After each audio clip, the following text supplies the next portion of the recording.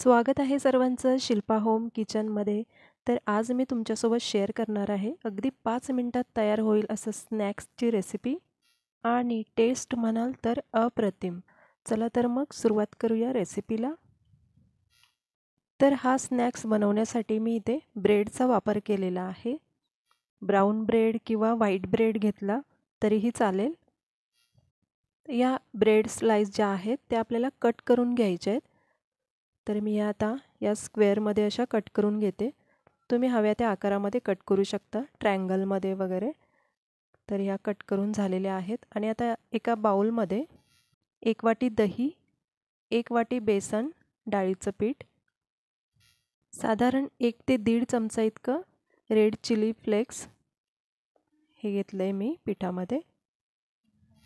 आणि त्याचबरोबर जे पिझ्झा मिक्स किंवा पास्ता मिक्स जे असतं ते घेतले 1 ते 1.5 चमचा इतकं. चिरलेली कोथिंबीर घेतले आणि रेड चिली पावडर 1 ते 1.5 चमचा, थोडीशी हळद, 1 चमचा इतके सफेद तीळ घेतलेत आणि चवीनुसार मीठ. आता यामध्ये आपल्याला थोडं थोडं करून पाणी ॲड करायचं आहे आणि बॅटर बनवून घ्यायचं आहे. तर पाहू शकता तुम्ही, सुरुवातीला थोडंच पाणी ओतायचं आणि सर्व मिक्स करून घ्यायचं. तर यामध्ये आपण दह्याचा वापर केला आहे, त्यामुळे दह्याच्या ज्या गुठळ्या असतात त्या विस्करनी व्यवस्थित मिक्स करून घ्यायच्या. तर इथे सगळ्यात शेवटी ॲड करते मी 2 चमचे इतके कॉर्नफ्लोअर. तर कॉर्नफ्लोअरऐवजी तुम्ही 2 चमचे इतकं तांदळाचं पीठ वापरलं तरी चालेल.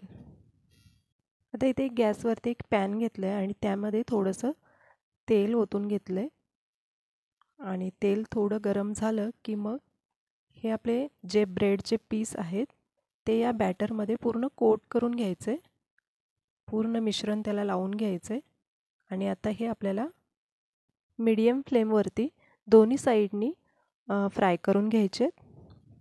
तुम्हाला हवं असेल तर हे पीस तुम्ही डीप फ्रायसुद्धा करू शकता. तर हे सगळे एक एक करून असे ॲड करून घेते मी पॅनमध्ये. अगदी झटपट बनून तयार होणारी ही स्नॅक्सची रेसिपी आहे. तर तुम्हीसुद्धा नक्की ट्राय करून बघा आणि तुमचे एक्सपिरियन्स कमेंट्स बॉक्समध्ये नक्की शेअर करा. तर हे एक साईडनी थोडे क्रिस्पी झाले की मग त्याला पलटी करून घ्यायचं आहे. दोन्ही साईडनी व्यवस्थित आपल्याला क्रिस्पी करून घ्यायचं आहे.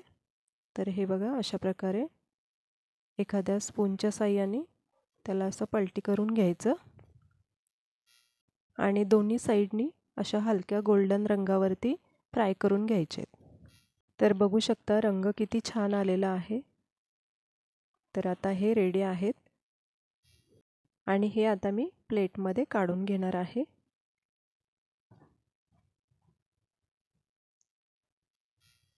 तर हे तुम्ही इव्हिनिंग स्नॅक्समध्ये किंवा मुलांच्या टिफिनमध्ये सुद्धा देऊ शकता. तर हे मी सगळे पीस आता काढून घेतलेत आणि सेम प्रोसेसनी बाकीचे पीससुद्धा कमी तेलावरती असेच फ्राय करून घेते. एक एक पीस पूर्ण बॅटरमध्ये कोट करून घ्यायचा आणि ते कमी तेलामध्ये फ्राय करून घ्यायचे. गॅसची फ्लेम आपल्याला इथे लो टू मीडियम अशी ठेवायची आहे, कारण आपण यामध्ये दही वापरलं आहे. तर जास्त मोठ्या गॅसवरती फ्राय केले तर ते करपण्याची शक्यता असते. शक्यतो मीडियम फ्लेमवरतीच फ्राय करून घ्या.